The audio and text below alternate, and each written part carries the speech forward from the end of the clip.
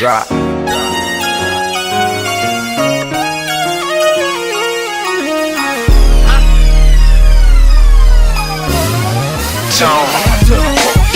It's a show like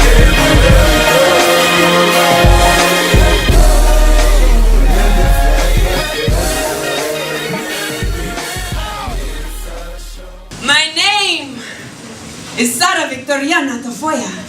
I learned to dance rancheras in my grandmother's arms, was taught the seduction of salsa by my auntie, and I practiced cumbia before I even left my crib. My name is Sara Victoriana Tafoya. I was raised on beans and rice, warm tortillas from my mama's comal, and I love the stench of fresh roasted green chile in the fall. My name is Sara Victoriana Tafoya. I come from Albuquerque de Nuevo Mexico, the state that no one really knows is part of the U.S. Even though we plant palm prints on Texas and Arizona, Colorado leaves kisses on our forehead, and we dip our feet in our dirt connecting our border to Mexico. My name is Sara Victoriana Tafoya. I take Hispanic on applications, but America, who am I to you?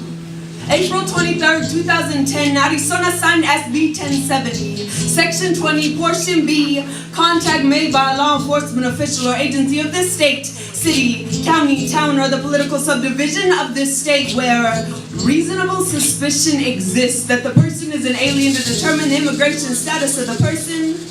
But what is reasonable suspicion? Is it if we speak Spanish? Is it if we call ourselves Chicanos?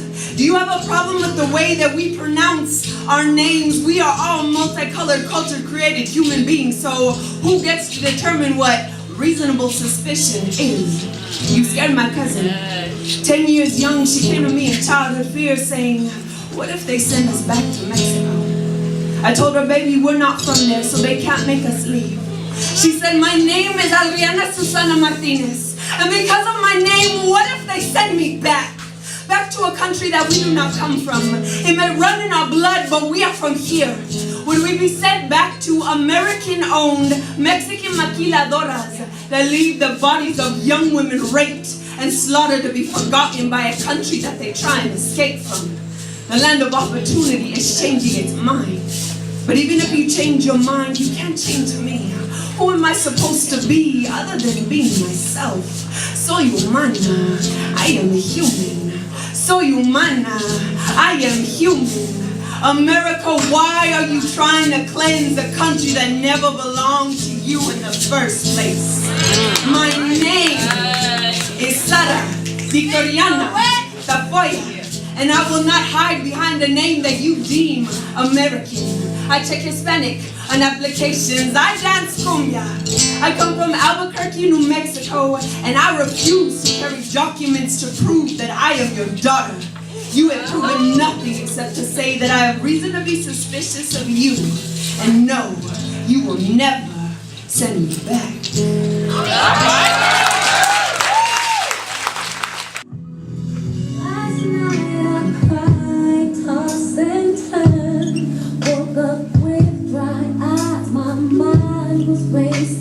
We were pacing. Lord help me, please tell me what I have gotten into. Ran my 3 miles to clear my mind. It always helps me out. It's my therapy when I'm losing it, which is usually. Hey, I'm on an emotional roller coaster. Loving you ain't nothing happy.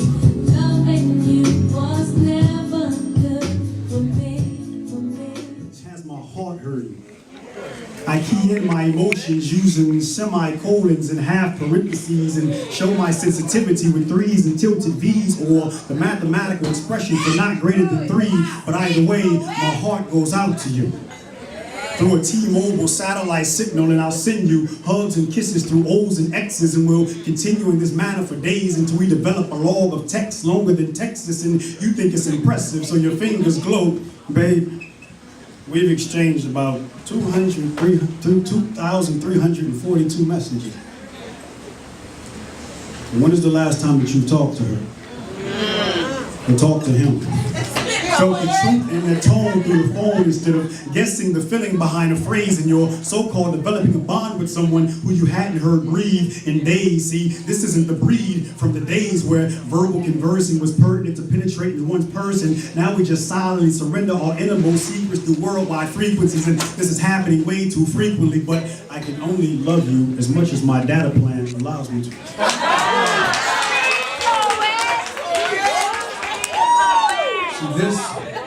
This is our lousy point of view, and I'm not just pointing at you. See, I too am guilty of exchanging my tone for the keys of an iPhone, and I understand they say an apple a day will keep the doctor away, but I guarantee you the nourishment of my voice will do her even better.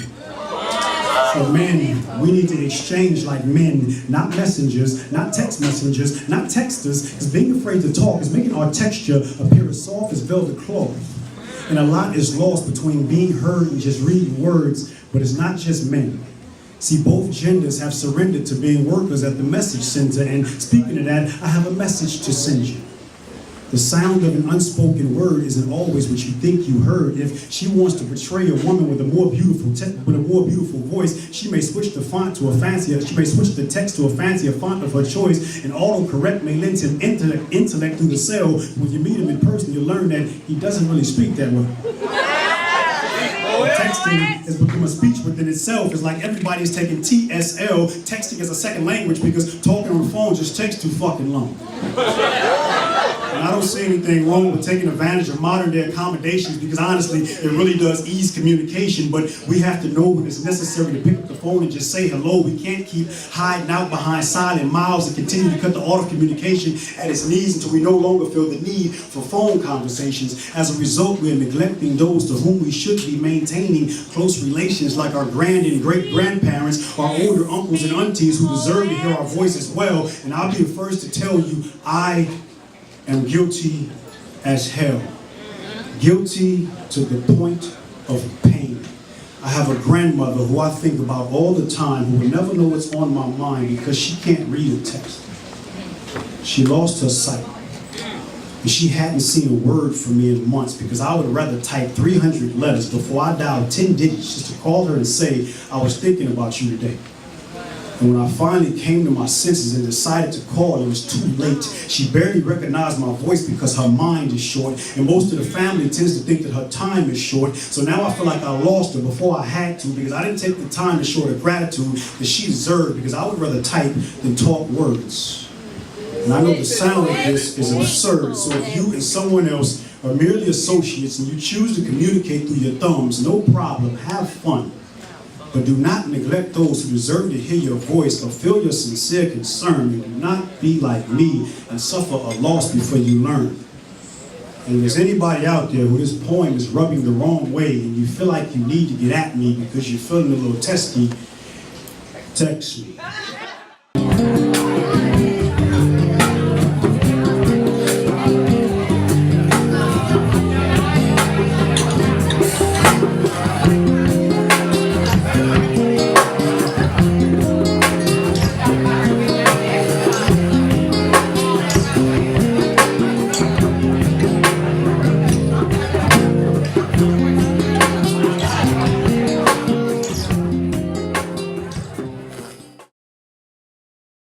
Father's Guide to Saving a Son. 1. Have a camera in hand from the day he is born. 2. Flood your memory card with photos of his life. 3. Hold him like a still image. Kiss, kiss, kiss him like Cannon Shutter. 4. Focus on his happiness. Mistakes can be cropped out. 5. Be the Flash when his world becomes too black. 6. Capture his heart in macro mode and edit the cracks when they come. 7. Take a selfie to remind him where he comes from. Smile so that he knows what one looks like. 8. Hide the camera where you hide the gun, where you keep the liquor. Show him that there are better ways to take a shot. 9. Teach him how to develop his negatives when he is alone in a dark room. 10. Repeat the steps until he gets the big picture. Google black people murdered since Trayvon. Nice. Sites 1 through 10 will give you statistics on black violence. Site 11 will introduce you to David Santucci, a white male nurse with aspirations of becoming a missionary, a white man murdered by 3 black men. Site 12, 500 kids shot in Chicago, back to black violence. It's not until you get to unlucky Site 13 that you uncover the countless bodies lost by suspicion, lost to guilty by association to the color black. You will find Kamani Gray, age 16, leaving B-Day party back in Brooklyn, got the gift of 7 police-issued bullets, backspinning out of weapons of black destruction. Kendrick McDade, age 19, college student, left to learn how to blend blood and cement crack, to bend and break and become professional chalk outline model. The cops have since returned to active duty. Timothy Russell, Melissa Williams, 137 rounds of hell through car glass and car door made car look like cardboard after hailstorm. I wonder what color the gunpowder turned their flesh. Irvin Jefferson, shot down while trying to protect his sister. None of this was black on black. To be black means to be born with the hole where bullets go to die. Ask Martin, any Martin. Luther King Jr., son to Tracy, to Sabrina. To be black means to have the hue of your skin be a constant apology that has worn out its meaning and its welcome. To be black means to be hunted, because black must mean animal, must mean wrong jungle at the wrong time, all the time. Shouldn't be so dark, monkey. People can't see you coming.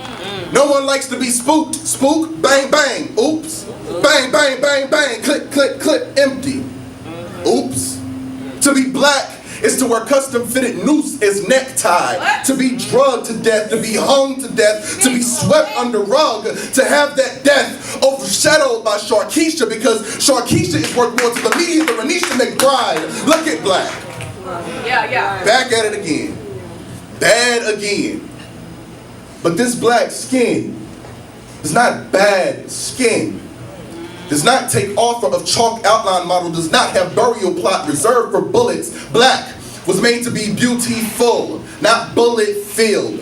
Not target for walking, for driving, for asking for help, for breathing in all air, reserved for bigots. This black skin is bold, brilliant, bigger and better than battered boy, battered for being wrapped in black skin. This skin is a gift that keeps getting peeked into, but it will not apologize for its wrapping.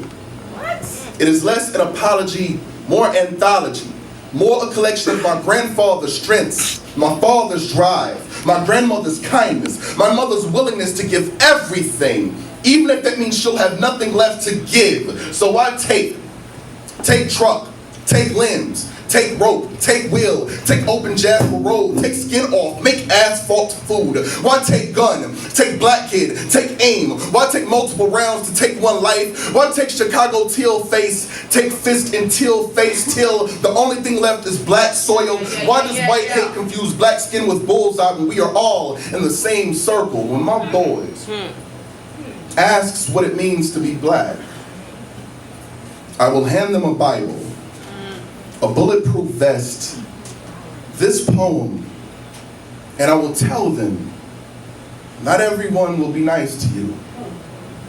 Those that are, be kind. Those that aren't, be prepared.